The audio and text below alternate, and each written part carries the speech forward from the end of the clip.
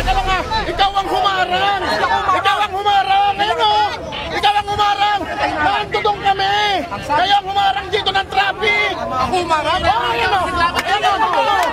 Nagkasagutan ang chairman ng transport group na Manibela na si Mar Valbuena at head ng Metropolitan Manila Development Authority Special Operations Group na si Gabriel Go kanina.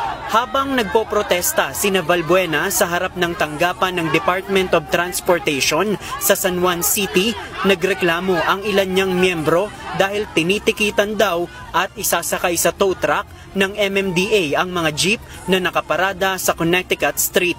Dahil dito kinumpronta ni Valbuena si Gabriel Go na nauwi sa mainit na usapan. Nagsimula ang komosyon matapos itulak si Gabriel Go ng ilang miyembro ng Manibela. Makikita pa sa video na pinagahampas siya ng ilan sa kanila.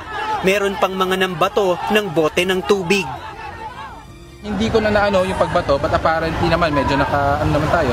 Ang sa atin naman, hindi naman natin sasabayan yung mga aggressive moves ng mga ganong tao.